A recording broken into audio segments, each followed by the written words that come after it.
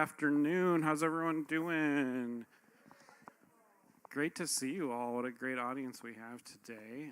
You're in for a treat as we launch into our next series with Chef Shannon. And I did want to remind everyone that this is the first in a three-part series. So come back again next Thursday, and then the Thursday after that at 2 p.m. in the afternoon. As Chef Shannon continues to present some great ways to enjoy plant-based food. But mostly I just wanted to say thank you for coming, to say thank you to the Rancho Mirage Library and Observatory Foundation and the people who donate to the library programming that make programs like this possible. And also remind you that while we are kind of coming to the end of our season of major programming, we do have a lot of great things lined up in the next 2 to 3 weeks. So if you haven't taken a look at the calendar lately, check out our program book. You can grab one in the back, see what's coming up. We've got our foreign film series going on right now. We've got some great music performances and a few other things as well. So check that out. And then our summer reading program will be coming up here before too long. So if you've got kids, or we have an adult part of the program too, that are going to be looking to do something, be sure to keep an eye out for information on that as well. And then, remember to turn your cell phones off. I almost forgot that one, so turn your ringer off if you can. But it's now my pleasure to introduce Chef Shannon Bush. She has been a plant-based chef for over 30 years. She's worked as an executive chef, head baker, caterer, and culinary instructor. She has become a really valuable and wonderful friend to the library over the past several years, and it's so great to have her back again this spring. She loves to demonstrate the many benefits of plant-based eating and to prove that healthy food can truly be delicious. Please help me welcome Chef Shannon Bush.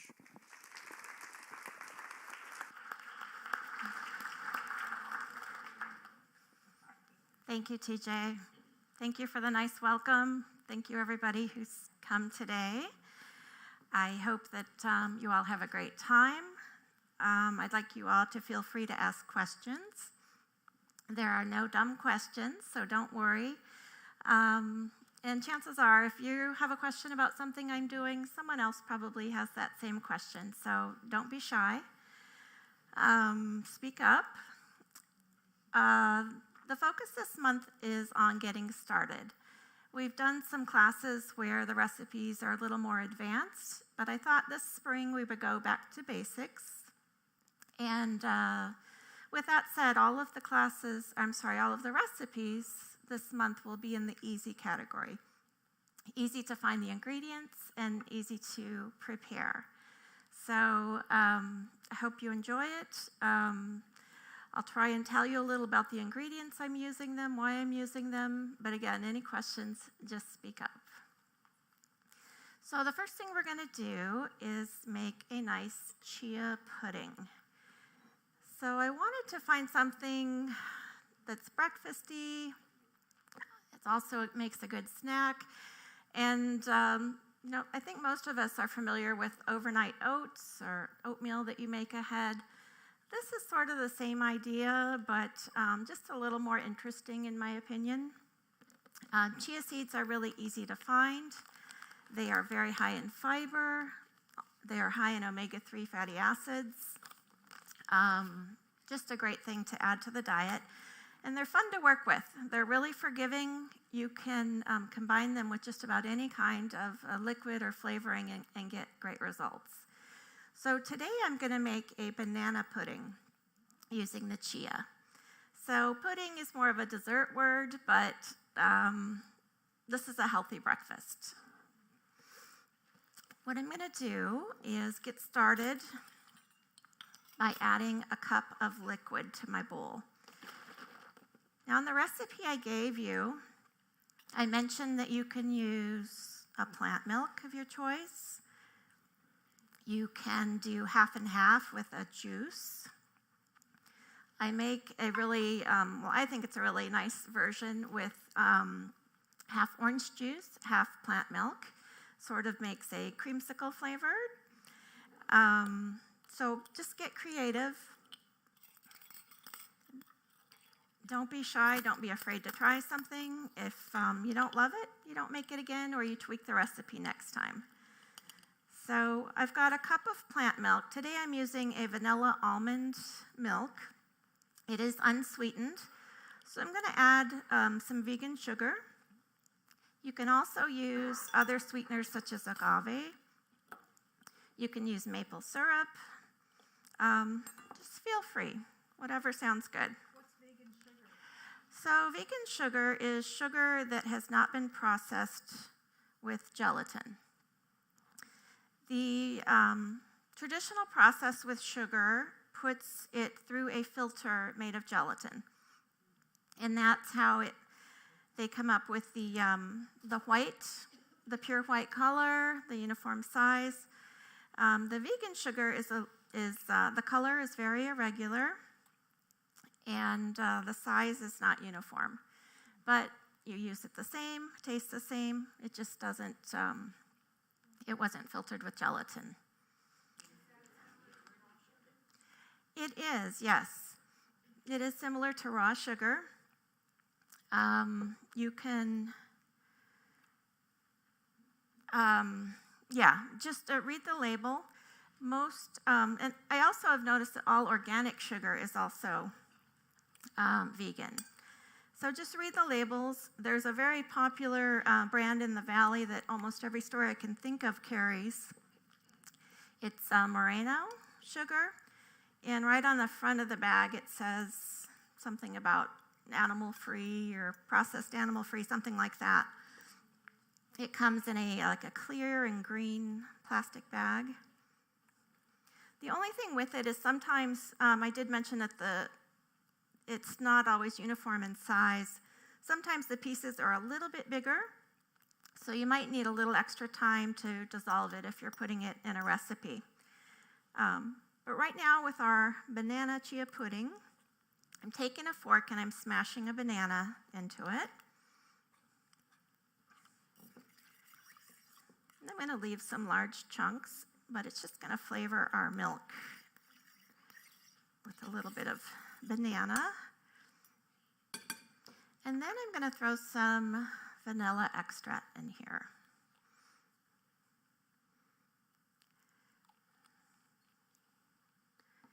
And I'm going to give it a good whisk, making sure my sugar's dissolved and that vanilla is incorporated. So here's my tip if you start experimenting and making different kinds of chia pudding at home. Taste your liquid before you add your chia seeds. And if you like how your liquid tastes, you're going to like how your chia pudding tastes. So I'm just going to make sure I haven't forgotten anything. Nope, it's yummy. Might be a little biased, but. And the rule of thumb with the chia seeds is that a cup of liquid works with a quarter cup of seeds.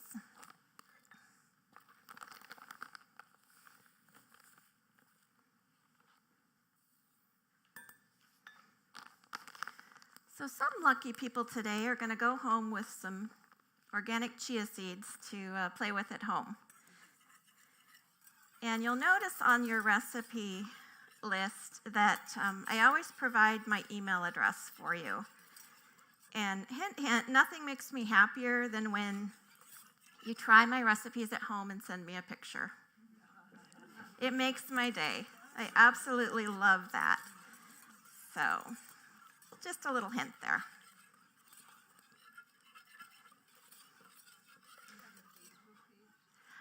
I am on Facebook, but I'm on Instagram more. And when I post something on Instagram, it automatically posts to Facebook, but I never go directly to Facebook for whatever reason. But the email address is also there because my goal with this class is to help as many people as possible get started with plant-based cooking. And if there's ever a question I can answer for you, whether it's about how to convert a recipe, where to find a certain product, please ask. That's what I'm for. That's the whole point of doing this for me. It's my passion. I want people to eat more plants. And if there's some way I can help facilitate that, I'm here for you. For questions? No, speak up. Go ahead. Well, you were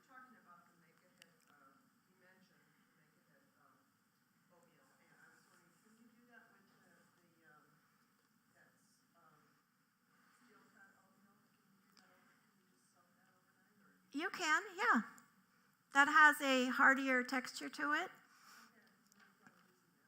Yeah. More fiber, a heartier texture. It's great. So, one of the neat things about working with chia seeds is it starts to set up really quickly. I don't know if you can see how thick this is getting already, but by the time we finish class today, this will be already thickened.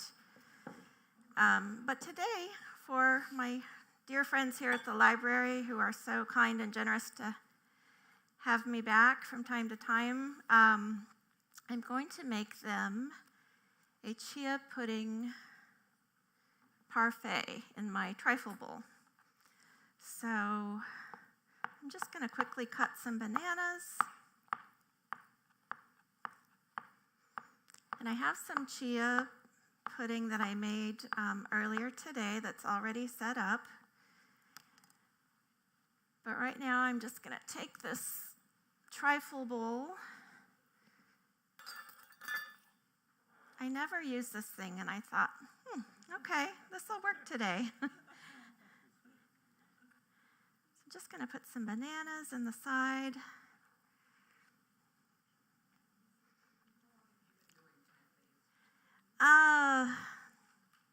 I don't want you to know how old I am. About 35 plus years. Yeah. Whoops. I like you. Very kind.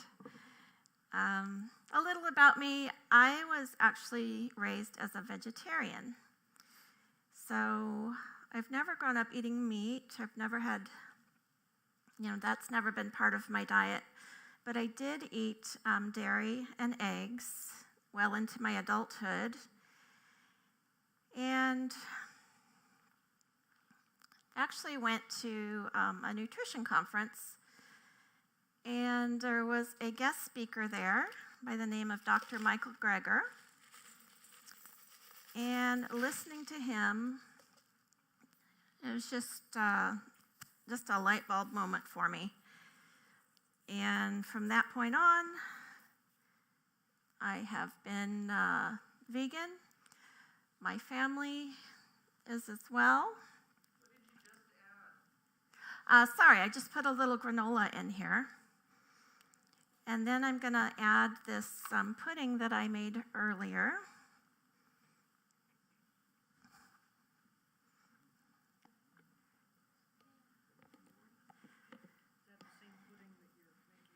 It's the same one. It's just had time to set up. And let's add some more granola around the sides, make it look pretty.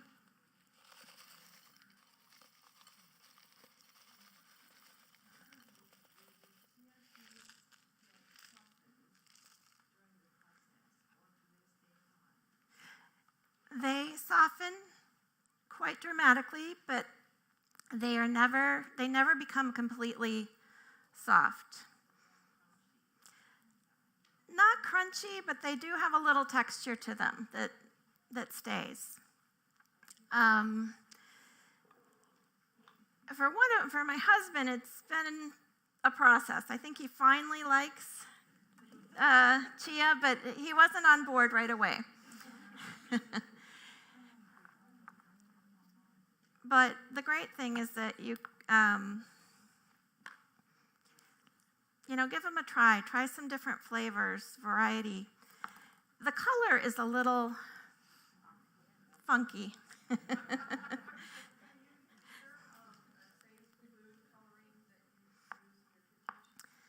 Yes. So I'm glad you asked about a safe food coloring. Nature provides one of the most vivid and fantastic shades of blue in spirulina. And I actually have some that I used to make a chia pudding earlier. It's this bright blue one right here. It's a very vivid blue. Looks like this. It's pretty expensive, so treat it like gold. But I mixed in the blue spirulina and added vanilla extract, and I also have some almonds and candied oranges on this one. I made another flavor that's one of my favorites. It's I used coconut milk instead of almond milk, and I put a bunch of cardamom and raisins and vanilla, and then I topped it with toasted coconut flakes. So full disclosure, those of you that are sitting in the front, my husband didn't really pay attention to why I was staying up late last night prepping food and thought that I had prepared, nice breakfast for him this morning. So the backside, we won't tell anybody, there's a big spoonful of it gone. But and then also, he got after another ingredient I had prepped. We'll talk about that later. But I'm going to finish off this by drizzling.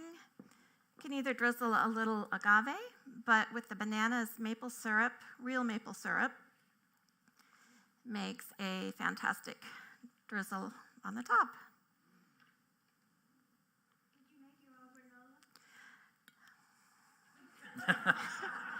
I did not. I did not. Put this over here for you to look at. That's for the library staff to enjoy later. I did not make my own granola. I do sometimes, but usually something has to give when I'm prepping a bunch of stuff, and that was one of those things that just didn't happen today. Okay.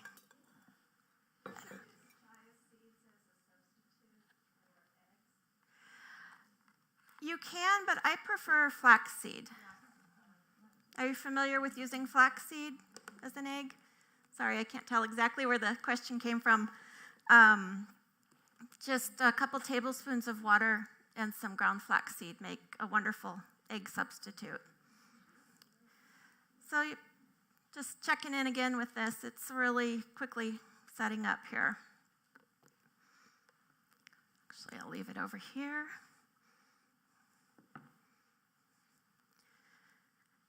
Okay. I'll put these over here too if anybody wants to look at some different options. But I do encourage you to experiment. Use some juice. Oh, another way you can make the color more attractive is I will sometimes take the liquid I'm going to use, whether it's juice or plant milk, and I'll throw it in the blender with some frozen fruit, like a dark berry, blackberries, blueberries, something like that, and then use that as the liquid, and you'll have a dark purple pudding. And that's a little prettier than the sort of gray that it is if you don't do anything to it. But anyway, easy to make ahead. It will stay fresh for about a week. So it's a great thing to make ahead, kind of divvy up into portions. It's a great breakfast when you come back from your morning walk or whatever. It's a great snack. Anyway, I hope you guys will try making some chia and let me know how it goes. What other fruit works well besides bananas? Oh, any of the berries, strawberries, blueberries, oranges, the creamsicle one that I make quite often for my family. I usually put like little mandarin orange segments on top, but flavor it with some orange juice and maybe a little orange extract for some more intense flavor. But yeah, no rules. Any fruit that you enjoy should work on there. You can make a tropical bowl with coconut milk and pineapple, kiwi, coconut. Yeah.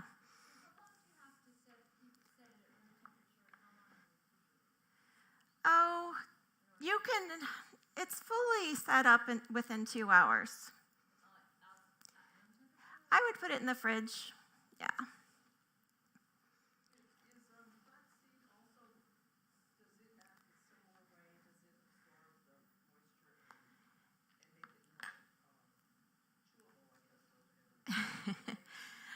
Flaxseed is a great addition. I don't think it would be great as a standalone, but if you wanted to increase the nutrition in your chia pudding or with your oatmeal, I stir a spoonful of flaxseed into many, many things, and it does help thicken things. With any kind of liquid, it will kind of turn into a gel. So it's a great way to add some nutrition and to thicken whatever you're working with.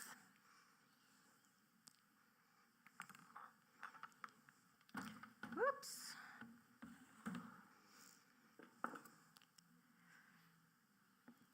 Okay.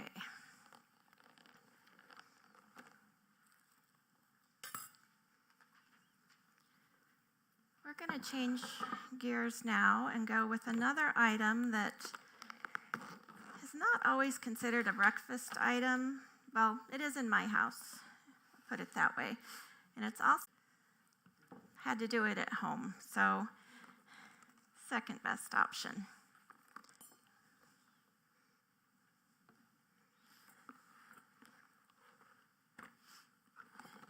Yikes.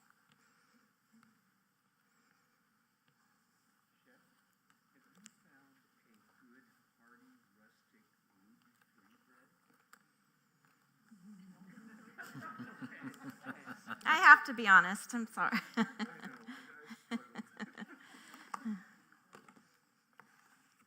Yeah, that's a tough ask.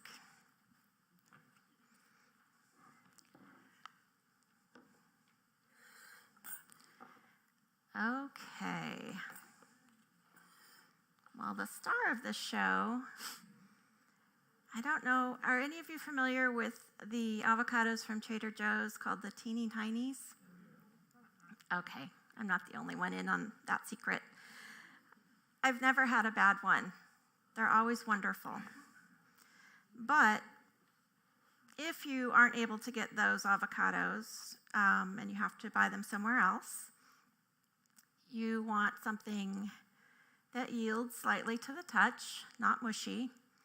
But another neat trick is if it still has a little bit of the stem attached, pop that stem off and look inside the hole. And the color that you see in there is going to be the color of the inside of your avocado. So if you pop the stem off and you see brown, you want to pass on that avocado. This one is a nice green. And I hope this doesn't make a liar of me, but it's beautiful inside. Yeah. So I'm just going to add some fresh avocados to my bowl. This is the best technique I've come up with over the years.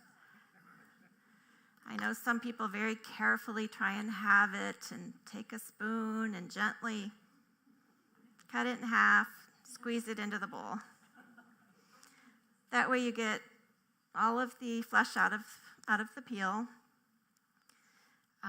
Just pop those seeds into the bowl and then take them out with a spoon when you have all your avocados cut.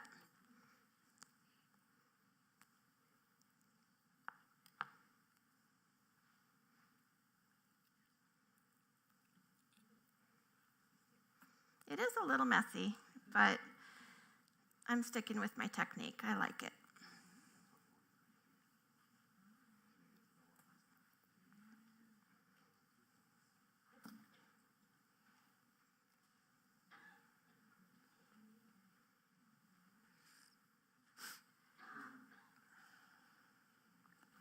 Okay, just gonna get those pits.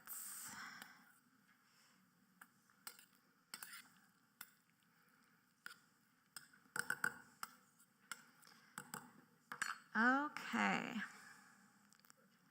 For those of you that know my cooking style, you know that everything has to be a harmonious blend of contrasts. You've got the soft and the sweet. You've got to add some acid to it. My acid of choice is rice vinegar. Not many people use that on avocados. But the thing I like about rice vinegar is it really makes the flavors pop. They are much more, I knew there was another pit in here.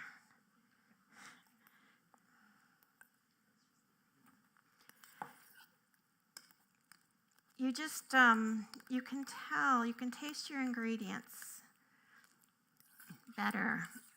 Everything is bolder, purer, sweeter, spicier, whatever the case may be when it's blended with that particular acid. I'm going to put in, this is my standard kitchen shaker, and it always has a mixture of onion, garlic, a little bit of cayenne, a little bit of paprika, and some sea salt. And salt is the lowest, what I have the least of in that mixture. Because I don't know if anybody else is trying to eat less salt, but I find that's a nice way to give just about everything flavor. And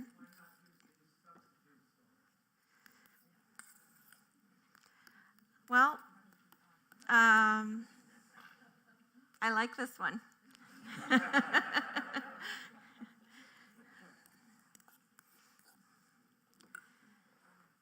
So I'm going to... I do, yeah. So I have giant jars of everything I just mentioned, and once every couple of months, I add to it, make a fresh mixture. Just realized, eyeballing, I don't have quite enough avocado, so one more time.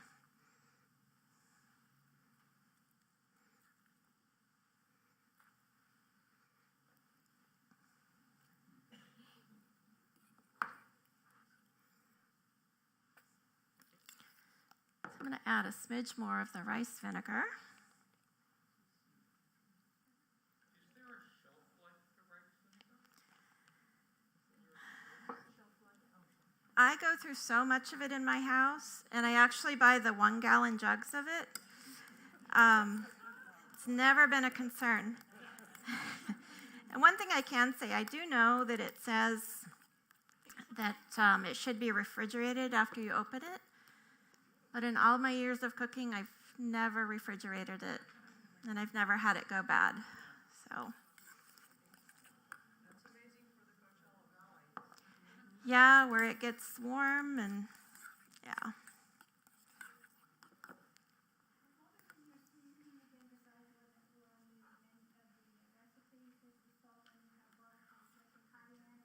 Cayenne, onion powder, garlic powder, paprika, and sea salt. You're welcome.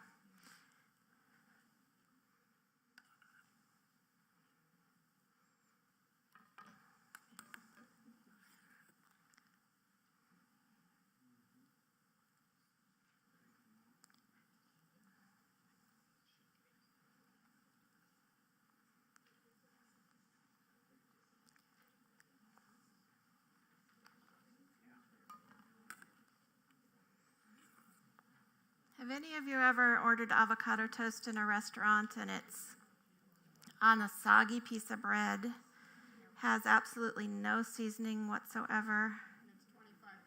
And it's $25. Yes. See, we go to the same places.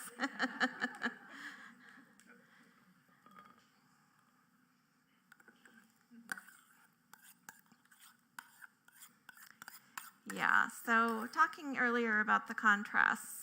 Avocado is soft, mushy, so you want to pair it with the crusty bread instead of a soft, limp piece of toast. You want to do some things to add some texture, some layered flavor.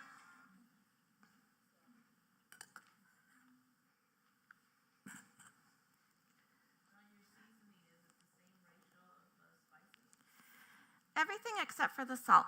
There's a lot less salt than there is everything else.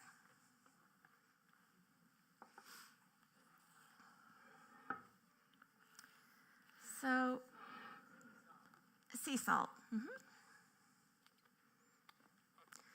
So the next.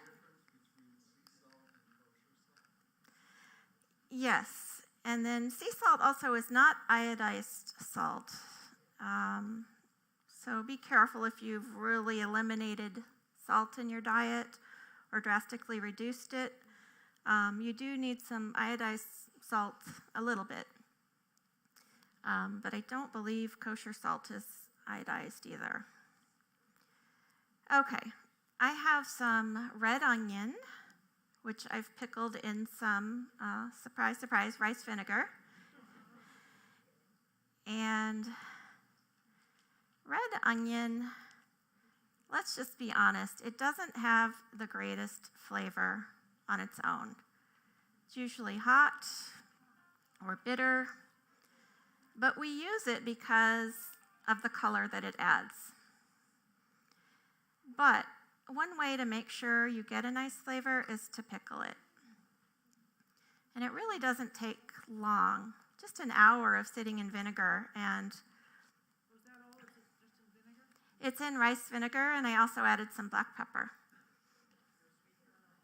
No, I used seasoned rice vinegar, which does have some sweetener in it.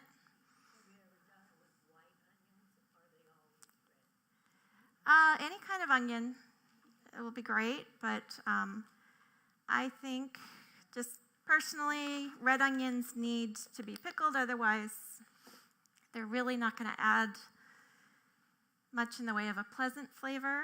They do look pretty, but they rarely have a nice flavor on their own, in my humble opinion. So I've got some beautiful heirloom tomatoes here, some minis. I've got a beautiful variety of colors. I've got yellow, I've got orange, I have red. And the other thing that I always preach is eat your colors, eat a variety of colors. Does anybody know why? Good for the eyes. Make you happy. So the different colors in our produce indicate different vitamins and minerals. So if you eat a variety of colors, you're going to get the variety of nutrients that your body needs. And even when you have the same fruit or vegetable, such as bell peppers, it's quite interesting how you can take a green bell pepper versus, say, a red or an orange bell pepper, and look at the difference in the nutrients. So those different colors indicate different nutrients in your food, even if it's the same variety. So these little tomatoes, they might all seem the same, but they are actually filled with different things based on their color. All right, so that's pretty. At least I think so. And now we need to get another one of my favorite ingredients out there, microgreens. And we're just going to sprinkle these microgreens. So they come up, they sprout up, and then they're trimmed off, and you don't eat the seed or the bud where it started.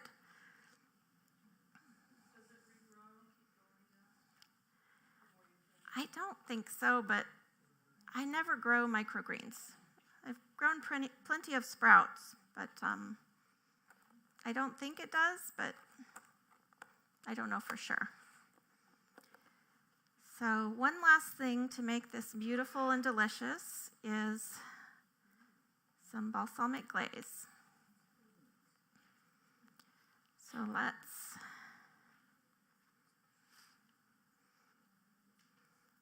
just drizzle this.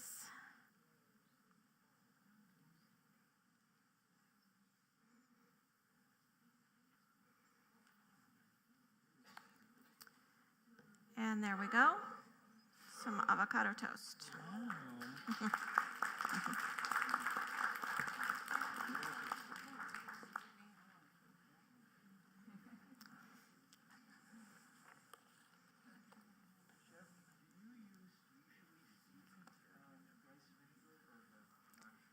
I have both at home. It just depends on what I'm making.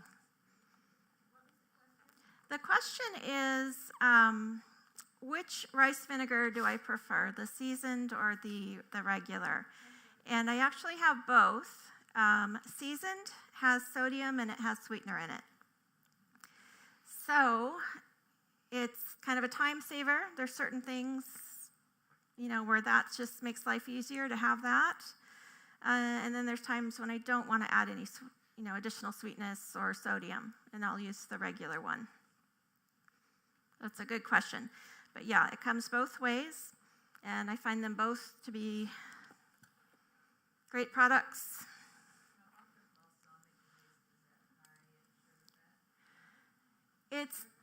It's a reduced balsamic, so it's whatever's naturally occurring in there. It doesn't have added. I actually have a couple of bottles that we'll give away as door prizes today. So,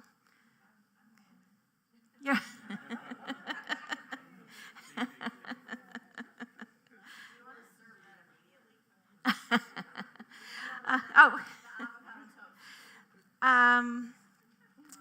Generally, yes. Yeah. My bread is very, very crusty, so in this case, it's going to be fine sitting for a while. But generally, yes, it's the kind of thing I would prepare right before we serve it.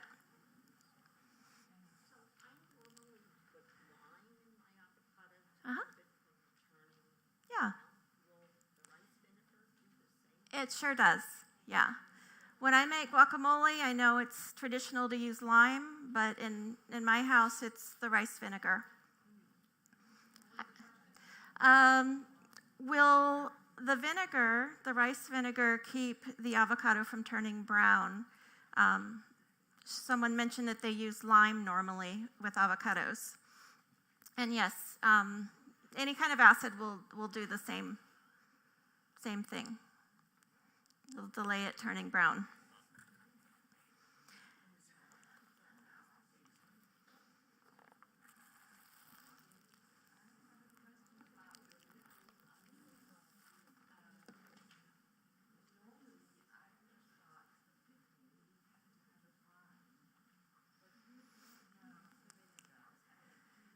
I'm using the word pickling loosely. Thank you. Yeah. Right. Not as long as a pickle, but a couple of weeks in the refrigerator. Yeah. In the summer, we eat so much produce, and one thing I always have in my refrigerator is a large glass jar with vinegar in it, and we just keep adding sliced cucumbers and onions to it throughout the summer. And as we eat them out, we throw more in, and that same base lasts all summer.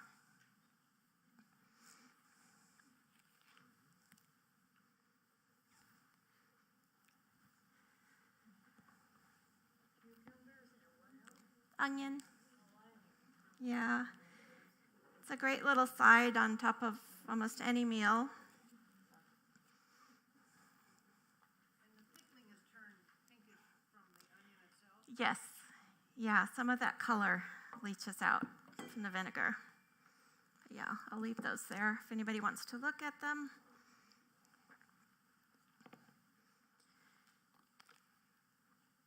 I'll put the Vivid Blue spirulina over here if anybody wants to check that out later.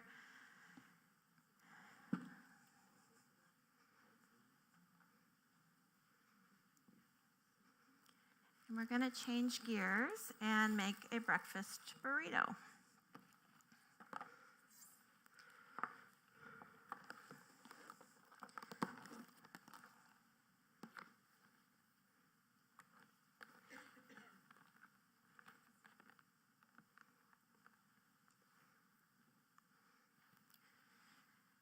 So I find with the people I've worked with over the years, when they're trying to transition to plant-based eating,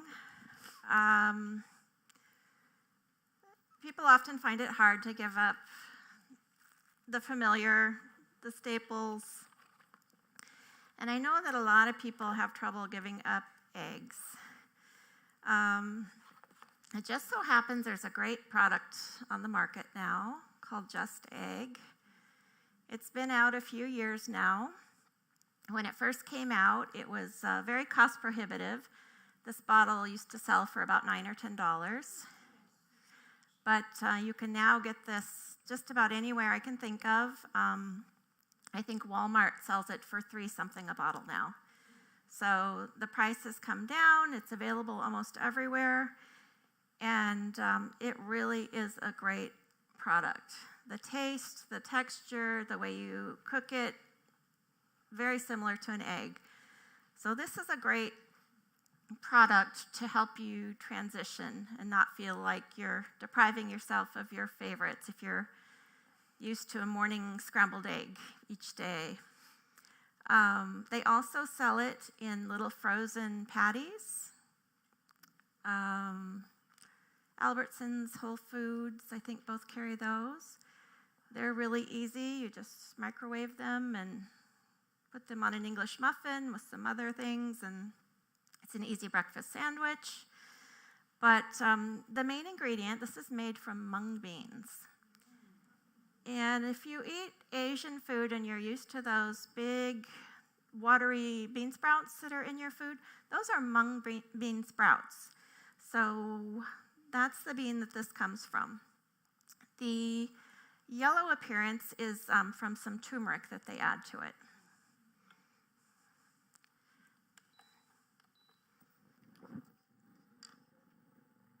It does. Yeah, I make quiches with this. Any kind of savory application where you would use eggs. It does not, however, work for sweet things. It does have some onion in it, so stick to the savory options with it. Yeah. Chocolate cake, you want to do the flaxseed. All right, I'm going to throw a little avocado oil in my pan.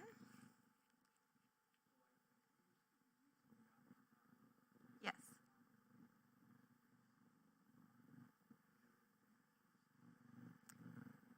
Yes. Avocado oil is kind of the darling of the food world right now.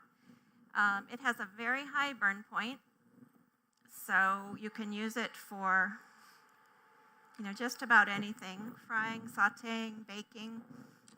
And the thing I love about it is it has a very neutral flavor. It can be cost prohibitive. It can be quite expensive for avocado oil. If it's too much, I think second best, I would recommend the grapeseed oil.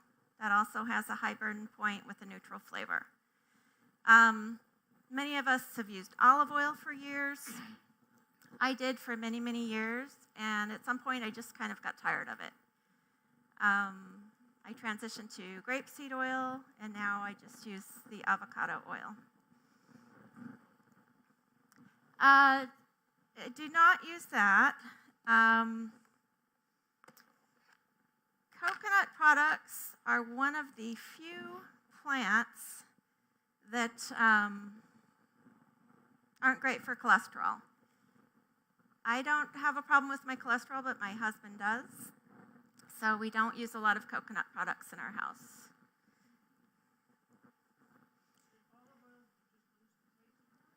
I did. I got tired of everything tasting like the oil. I wanted to taste the food instead of that olive oil taste. So I told you I had another story for you. So normally, when I make hash browns, I use my favorite potato, which are Yukon Golds. They have a delicious flavor. They are the right texture for just about everything you could possibly want to use them in. So I shredded some and I rinsed them, and then I put them in the refrigerator in some cold water so that I'd have them for today. And my darling husband, along with his chia pudding, thought that I had prepped his breakfast hash browns for him. So I'm just helpful that way. So, somewhere in the back of my freezer, I had these Trader Joe hash brown squares. Forgive me. I didn't have time to shred another potato for you. Life happens, exactly. We all have to be flexible, I guess.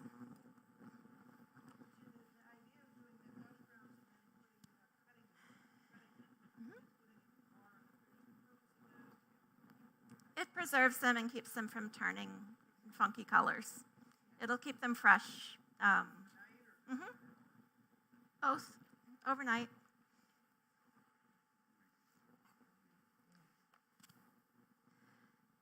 So I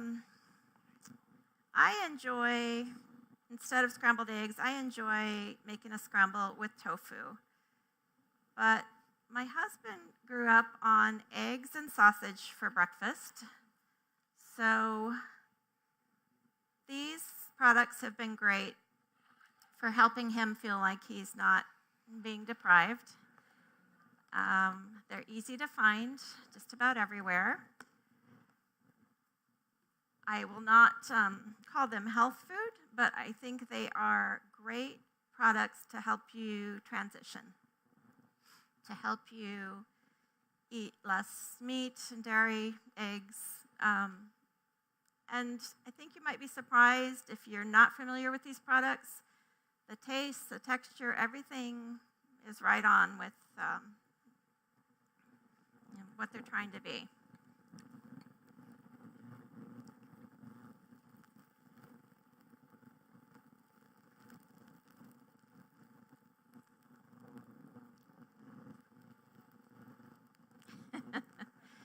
It's been through a couple of fires. Still hasn't broken. It's bamboo. Yeah, it's been with me a while.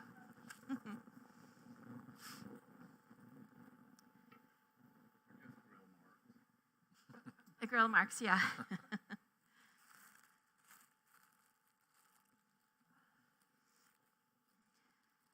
So I'm just going to brown my hash browns. Not the hash browns I intended, but we won't talk about that anymore. And once these start to brown up a little bit more, I'm going to add the Beyond sausage patty that I've diced into little bite-sized pieces. And then when that's ready, I'm going to add the just egg last. So my one thing I would caution you with about using this product is that it loves to stick to your pan. And back when it was $9 or $10 a bottle, it was really frustrating to lose half of your product to the bottom of your pan. Even a nonstick, well-oiled pan, it still sometimes sticks quite badly. If you find that happens to you when you're trying it, an alternate way of cooking it that I came up with out of desperation is to spray cooking spray into a microwavable, like a glass measuring cup, and pour some of that in there and microwave it. And it will not stick if you do it that way. So you can end up with a little round egg bisque.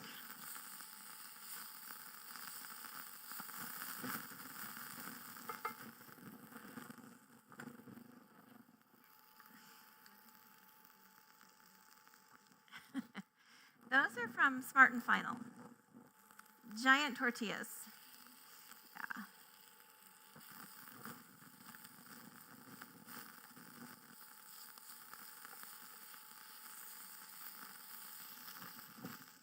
Sorry, I can't hear over the sizzling.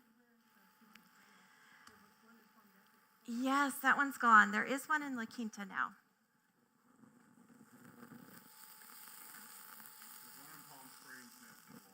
Oh, is there? Okay. Thank you.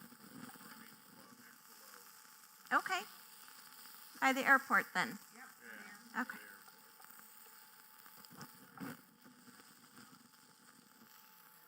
Sorry, I couldn't hear the question. What is in the breakfast sausage? It is soy-free. It's made with pea protein. Pea. P-E-A.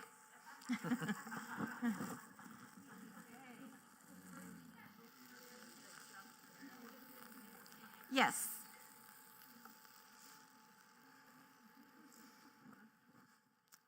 So 6 grams of protein per 3 tablespoons.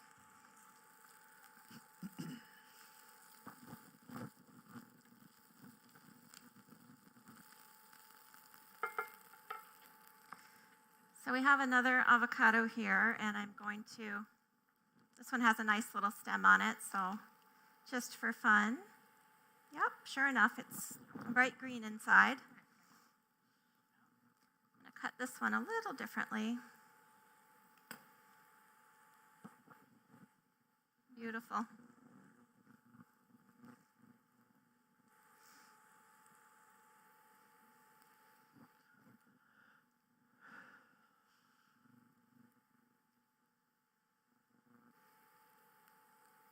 Can you smell the sausage? I've helped a lot of people over the years, help them try and change their diets. And on a side note, one of the reasons I do this class is I want to help people before they have a health crisis. I have a lot of people that have come to me after a diagnosis, after the results of some blood work. I'm hoping through things like this class, I can get people to think about the connection between food and health before you're faced with a health crisis. But anyway, one of the things I've noticed is the people that try to just cold turkey give up the way they're used to eating and just immediately go from traditional American food to kale and quinoa. Those are the folks that 6 months or 12 months down the road, they're back to their old ways. Yes. So that's why I know some people are really against these substitutes and these products, but I really wanted to introduce a couple to you today because I think these products are wonderful for helping you gradually clean up your eating. When you don't have the textures and the flavors that you're used to, you feel deprived. And when you sub one of these things into your normal breakfast routine, I don't think you're going to feel deprived. I think you're actually going to enjoy these products. So if they can aid you, yeah. All right. So as soon as this product came out and I found out what was in it, I immediately set out to make my own. And it went pretty well, although mine turned out green because I couldn't figure out how they filtered out the shells of the mung beans. So they have some clever way of filtering it, and they do not end up with a green product. But the taste I came up with, the texture, everything else it worked out. Yeah, that's right.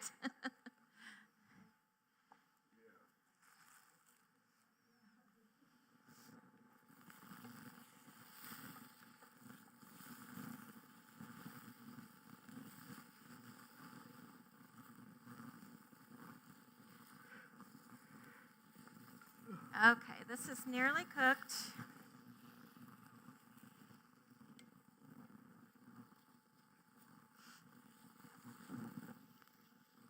Sometimes.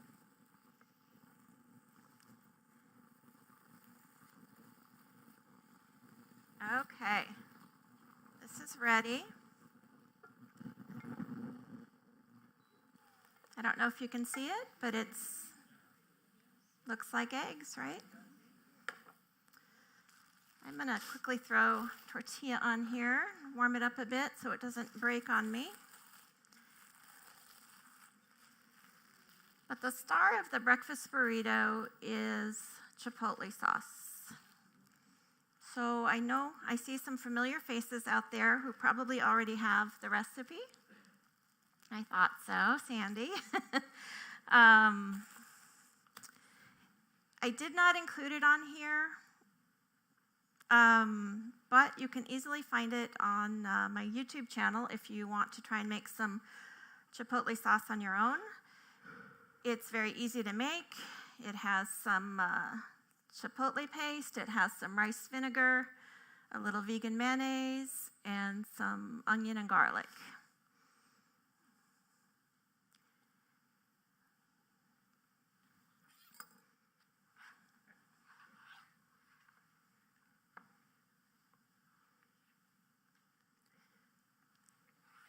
It's way too quiet all of a sudden.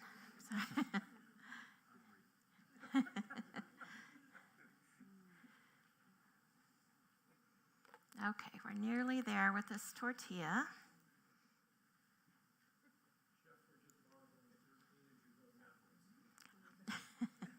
Well, thank you. I do have an ulterior motive today. I have a surprise guest for you all, and I want to make sure that I don't leave a mess for this person. So I am trying to clean as I go. Thank you for noticing.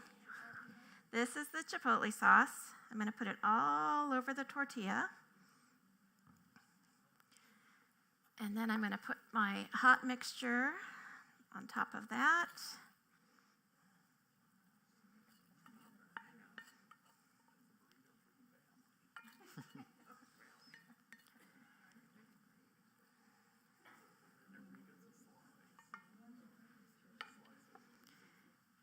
And we're going to put some tomato. We're using these baby heirlooms again to get that variety of color, more nutrients.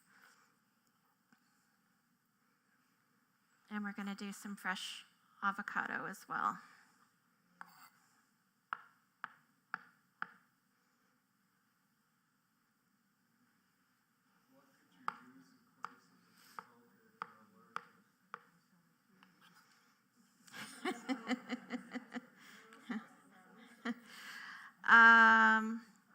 You can make it without and just use a little salsa or something like that, but it just won't be the same.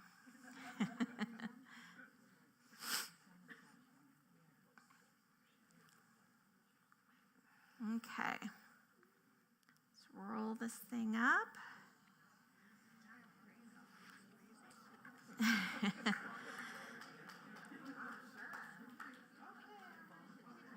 And we're going to slice it.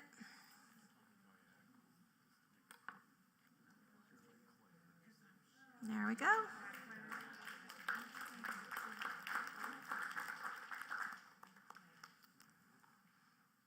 See if it stays. I have a plan.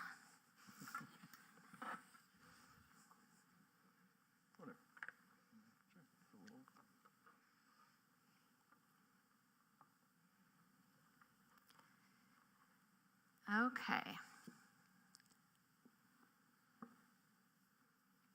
Put that there. Put these products over here. I'm running out of room.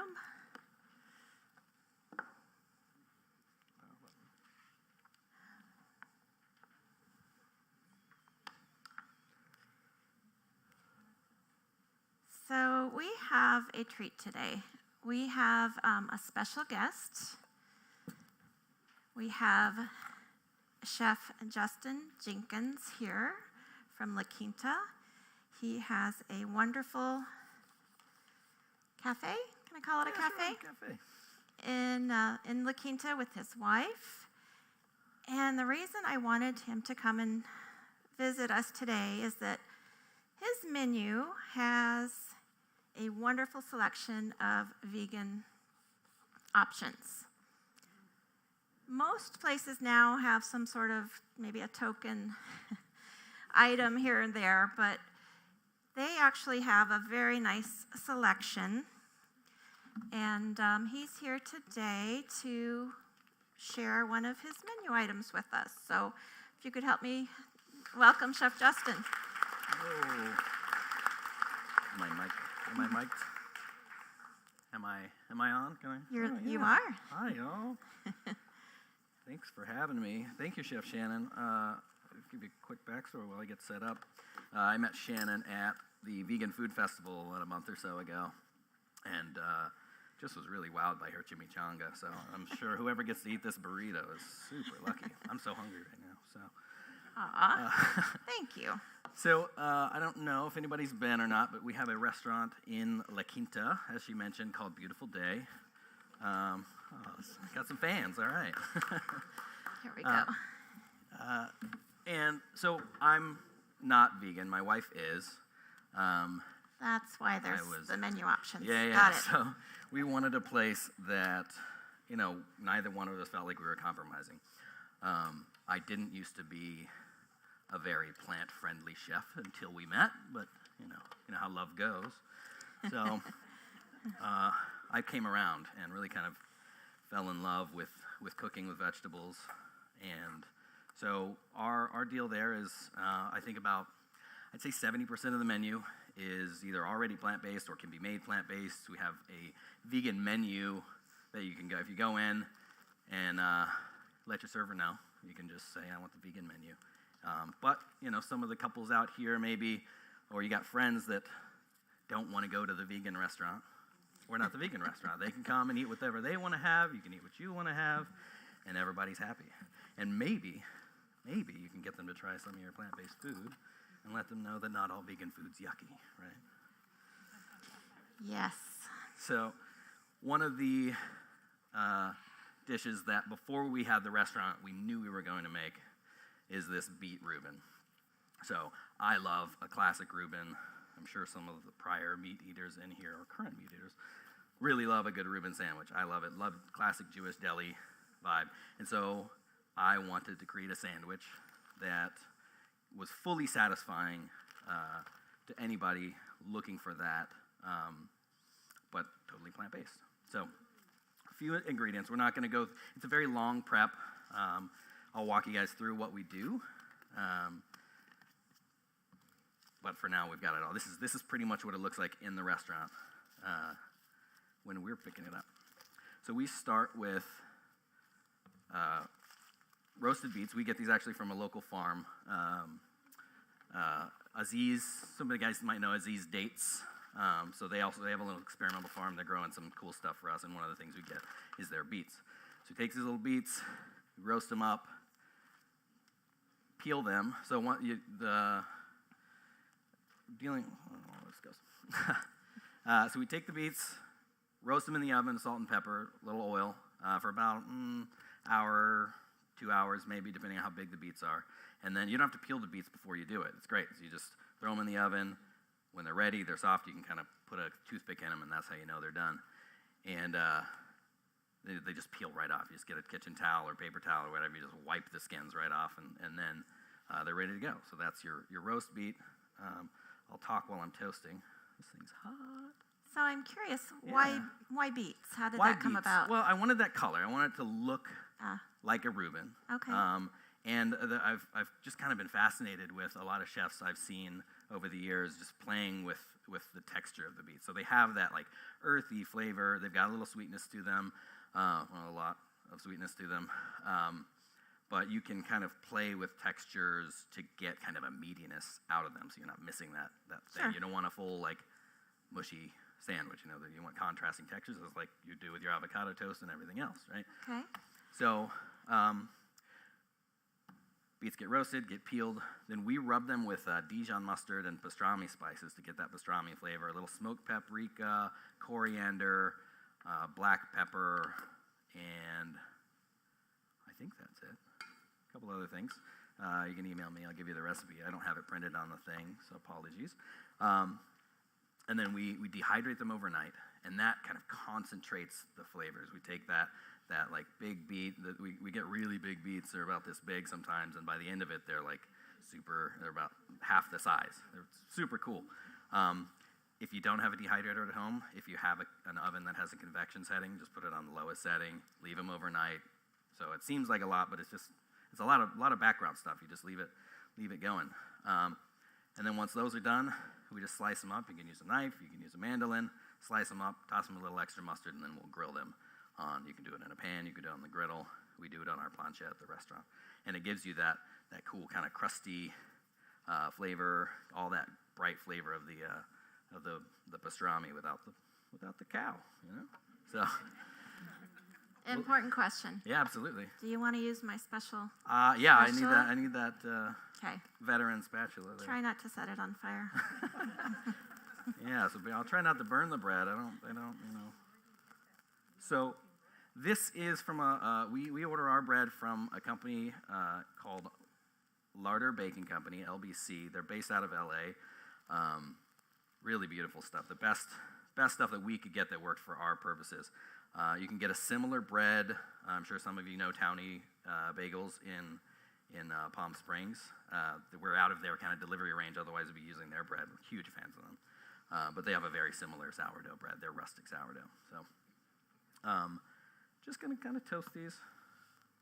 I also use avocado oil. I love it. One of the things that we love is that avocado oil, unlike canola and grapeseed oil, they don't have to use any harsh solvents to pull. So if you're dealing with those seeds, they're using solvents to pull the oils out of those seeds. So all natural. Everything in the restaurant we use. We have 3 oils there. We have avocado for everything that's hot. Other than our fry oil, we use rice bran oil, which is a great no trans fat, healthy oil with a high smoke point as well. And then we use extra virgin olive oil for our cold preparation stuff. Do you have a plate? If not, I can throw it on. I'll do it on the cutting board. We're fine. We're good. All right. So while the bread is toasting, I'll talk about the other ingredients. We've got a little bit of burger sauce. Thousand Island dressing is what some people might call that. Russian dressing to others. It's hard to find that sauce vegan in the store, so we make our own. So we start with Vegenaise. If you can find it, I really prefer the soy-free Vegenaise. It has a lot cleaner flavor. You can probably find it at Nature's or Whole Foods or on Amazon. And then it's just mayonnaise, ketchup, mustard, yellow mustard, and I put a little bit of sweet relish in it, and that's our burger sauce. You don't need a recipe. Just get the color and the flavor you like, and it's delicious. You can put it on all kinds of stuff. Yeah. Happy to take any questions while I'm toasting up this bread nice and slow.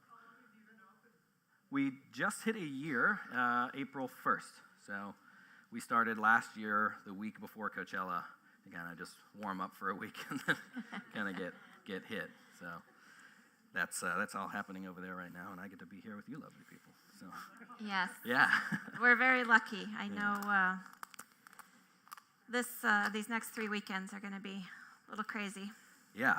A little PSA for our local businesses. I know a lot of people, they think that everything's crazy all the time during Coachella, and they don't even want to leave their houses, so I appreciate you all being willing to brave the traffic and be here. But, go support your dinner restaurants if they have some great vegan options. I know a lot of people are slow at night. Everybody's at the festival, so once the sun goes down, the streets are yours. Come out and support. Good to know. Yeah. I'm one of those people at home hiding. Yeah, absolutely. Yeah, as long as you don't have to go to that to Eureka Burger. Sorry, Eureka, but it's probably not the best. Anyways, all right. So what we're doing is, like I said, just kind of griddling. You can see, I don't know where my camera angle is there, but we've got these nice thin slices of beets. So it looks kind of like sliced beets. So those have like whole grain mustard and salt and pepper. It's a really nice, big, flavorful thing. I wish I brought enough for everybody to try it, but I know where you can get one.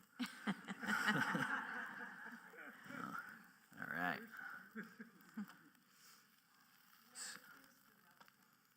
Where is the restaurant? where in La Quinta? We are right at Calle Tampico and Washington Street. So used to be a Ralph's there years ago. Now it's a grocery outlet. We're right next door. There's a Starbucks there. City Hall's right across the street from us. Super easy access. You don't have to go all the way in. Yeah, we've got a nice little patio. We're dog friendly. And we just got our beer and wine license, so come in and have a mimosa.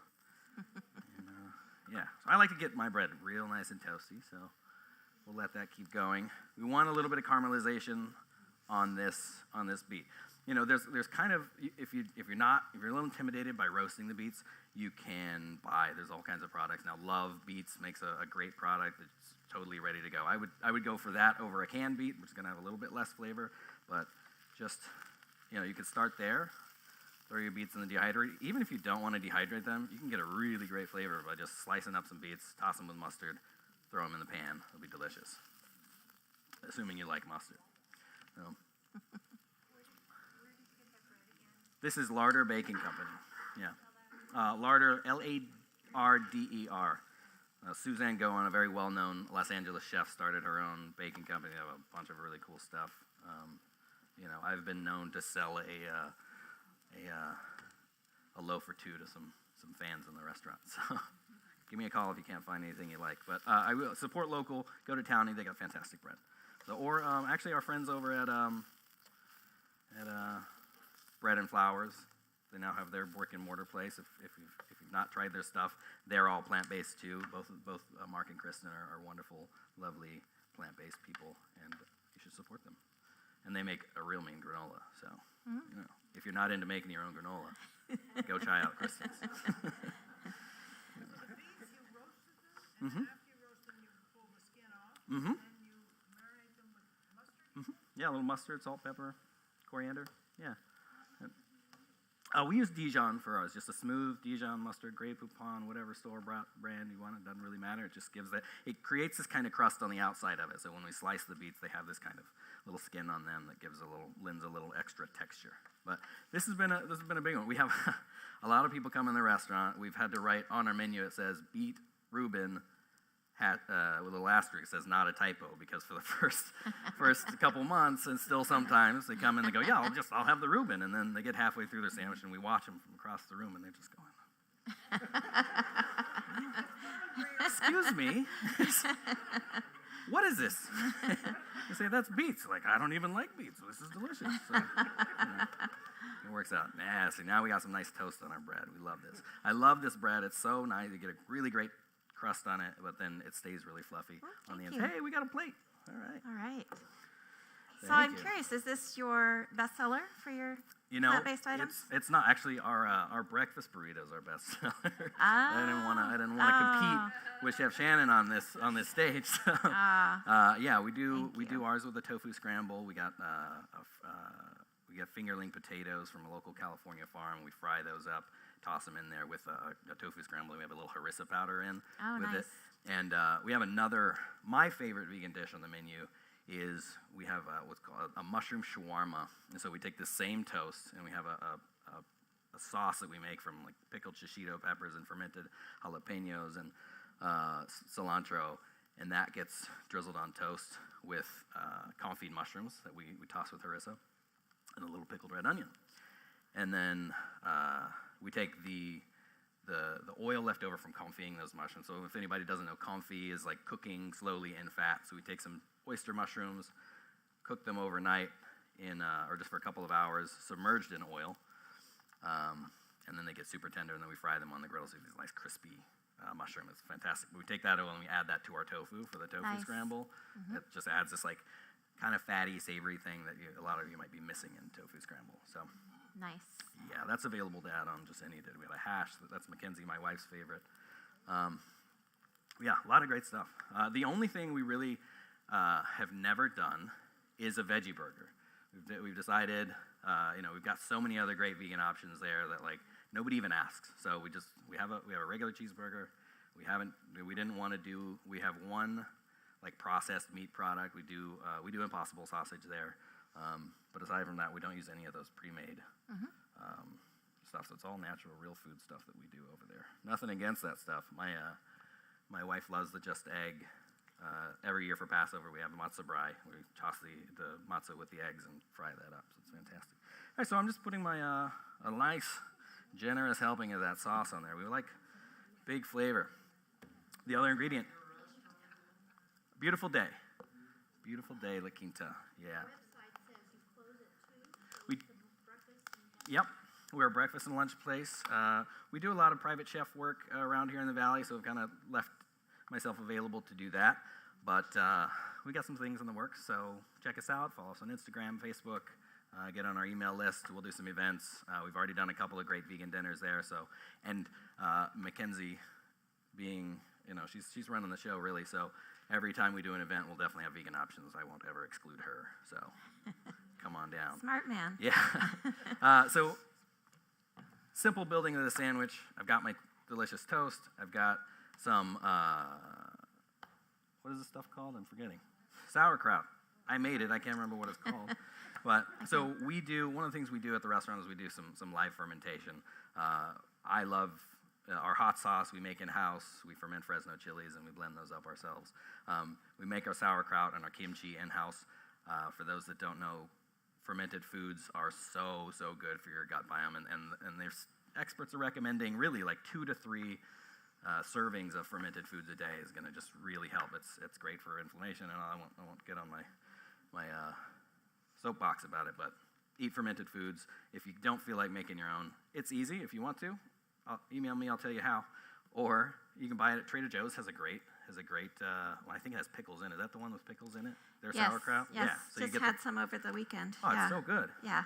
Whole Food, everybody, all the stores that have the good vegan stuff, they're always going to have a good sauerkraut. I do recommend, there is a big difference between the sauerkraut you see in the bag and the one, it's particularly the one in the can. The canned one, they heat it up, they kill all the good bacteria that's helping your gut. Skip that stuff unless you just like the flavor of it.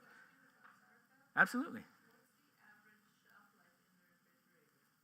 I mean, I say until it's moldy, and usually it shouldn't mold, So, everybody, yeah.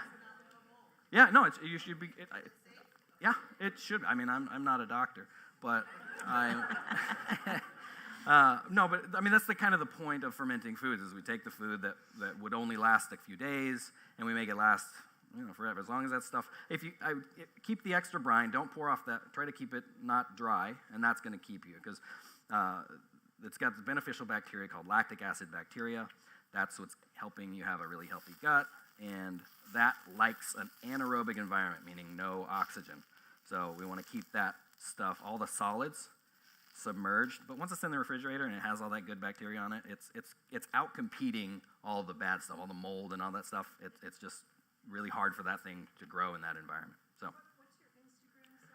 What's your Instagram site? itsabeutifulday.love. No apostrophe. All right, so we'll just throw a nice bit of sauerkraut on there. I like a nice pile of sauerkraut on there. Really helps contrast with the beets because you got that sweetness of the beets, and I kind of want to tone that down a little bit with these big punchy flavors. So a good pile of beets on there. Yeah, it's a big old sandwich. This is how we do it. So come in, eat half, take the rest home. It keeps really well, Take a few to go, stock them up in your fridge. It's all good. All right. We've tried it. I haven't found a vegan cheese that I love that adds anything to this sandwich. So, you mind if I use your knife, Chef? Help yourself. All right.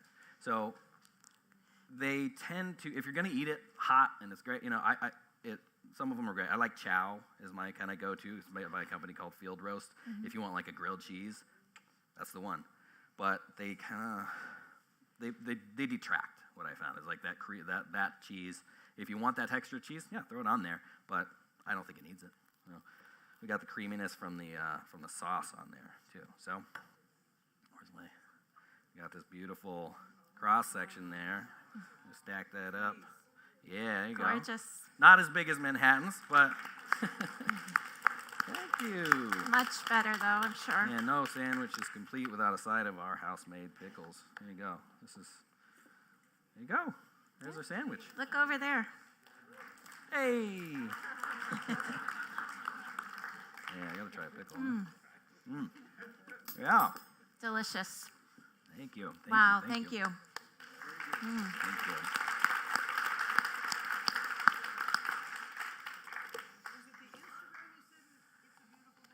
It's both our Instagram and our website, and maybe even our Facebook, are itsabeutifulday.love.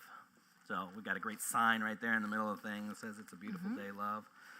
It's a cool little place, and there's more coming. Any other questions before we wrap? Before I hand it back over to Chef Shannon? Yeah. We do. Actually, I heard somebody asking about gluten-free bread. We have a fantastic bread from a company called Simple Needs. So it's a real sourdough. They use I forget. There's no nuts. There's no eggs. There's nothing. It's a great vegan. It's a little thinner, but my wife's gluten-free, so she eats the sandwich on gluten-free bread all the time. Our hot cakes and our waffles, not vegan, they are vegetarian, but those are always automatically gluten-free. Almost everything on our menu can be made gluten-free. Yeah, absolutely. Anyone else? Fantastic. Thank you, Chef Shannon. Yes.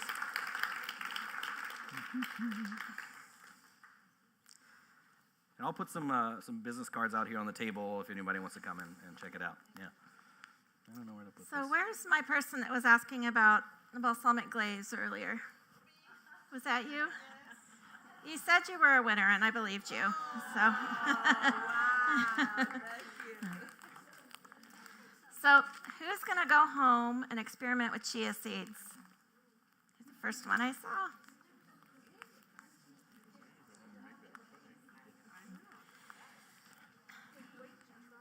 You're feeling like experimenting with chia too? I believe you. Oh, thank you. Yeah. Do you need any balsamic glaze? You're welcome. Yeah, tell her it's She'll, not a restaurant. You'll use the chia seeds?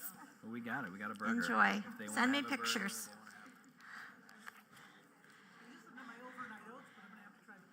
Yes. Does anybody like chocolate?